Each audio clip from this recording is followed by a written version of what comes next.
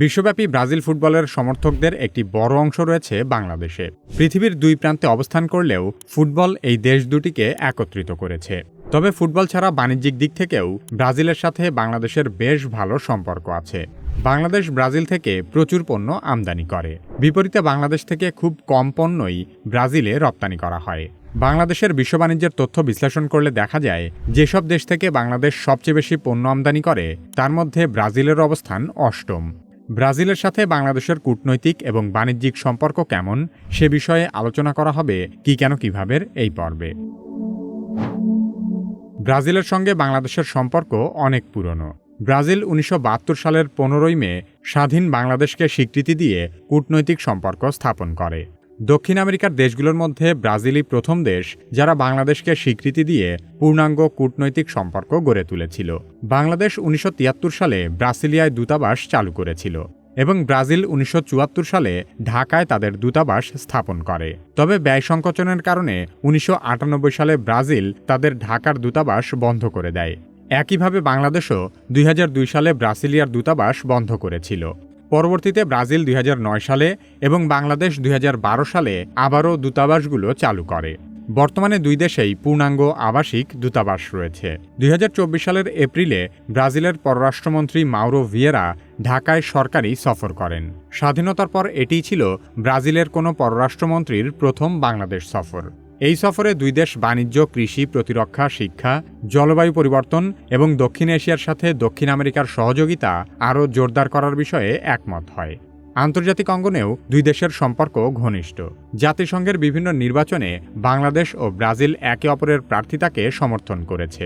জলবায়ু পরিবর্তন, দারিদ্র্য দূরীকরণ, খাদ্য নিরাপত্তা এবং উন্নয়নশীল দেশগুলোর স্বার্থ রক্ষার মতো বিষয়েও দুই দেশ প্রায় একই ধরনের অবস্থান নেয়। বাংলাদেশ ব্যাংক, রপ্তানি উন্নয়ন ব্যুরো এবং ব্রাজিল সরকারের তথ্য অনুযায়ী সাম্প্রতিক বছরগুলোতে বাংলাদেশ ও ব্রাজিলের মধ্যে দ্বিপাক্ষিক বাণিজ্যের পরিমাণ ২.৩ থেকে ২.৫ বিলিয়ন মার্কিন ডলার। এর মধ্যে বাংলাদেশ প্রতিবছর ব্রাজিল থেকে প্রায় ২.২ থেকে ২.৩ বিলিয়ন ডলারের পণ্য আমদানি করে। বিপরীতে বাংলাদেশ থেকে ব্রাজিলে রপ্তানি হয় মাত্র ১১০ থেকে ১৩০ মিলিয়ন ডলারের পণ্য। অর্থাৎ বাংলাদেশ ব্রাজিলে যে পরিমাণ পণ্য রপ্তানি করে তার তুলনায় প্রায় ১৮ থেকে ২০ গুণ বেশি মূল্যের পণ্য ব্রাজিল থেকে আমদানি করে। ফলে দুই দেশের বাণিজ্য থেকে ব্রাজিলই বড় ধরনের মুনাফা ভোগ করছে। বাংলাদেশ মূলত ব্রাজিল থেকে চিনি, কফি, তুলা, ভুট্টা, গম, সয়াবিন বীজ, সয়াবিন তেল, পশুখাদ্য তৈরির কাঁচামাল, লৌহ আকরিক, লোহা এবং ইস্পাত আমদানি করে। এর মধ্যে তুলার সবচেয়ে গুরুত্বপূর্ণ পণ্যগুলোর একটি। বাংলাদেশে তৈরি পোশাক শিল্পে ব্যবহৃত তুলার প্রায় ১৩% ব্রাজিল থেকে আসে এবং বাংলাদেশ বর্তমানে ব্রাজিলের তুলার অন্যতম বৃহৎ ক্রেতা। সাম্প্রতিক সময়ে ব্রাজিল আরও বেশি তুলা রপ্তানির আগ্রহ প্রকাশ করেছে।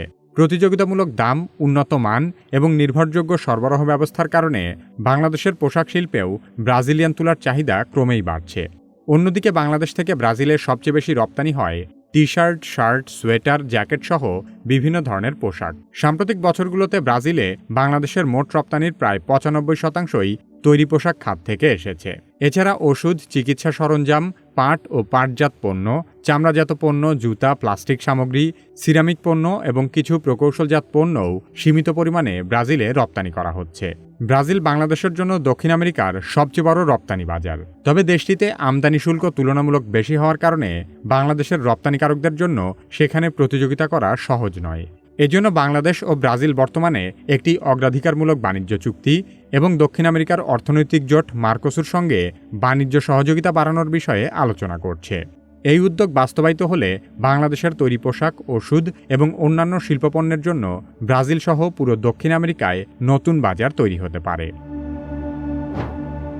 ব্রাজিলের প্রতিবেশী এবং ফুটবলে ব্রাজিলের চিরপ্রতিদ্বন্দ্বী দেশ আর্জেন্টিনার সাথে বাংলাদেশের সম্পর্ক কেমন সে সম্পর্কে জানতে চাইলে কি কেন কিভাবের এই ভিডিওটি দেখতে পারেন। আপনি যদি কি কেন কিভাবের মতো ভিডিও তৈরি করতে চান তাহলে কি কেন কিভাবে একাডেমির ভিডিও এডিটিং মাস্টারি কোর্সে ভর্তি হতে পারেন। ভিডিও ডেসক্রিপশন ও পিন কমেন্টে কোর্সের লিংক দেওয়া আছে।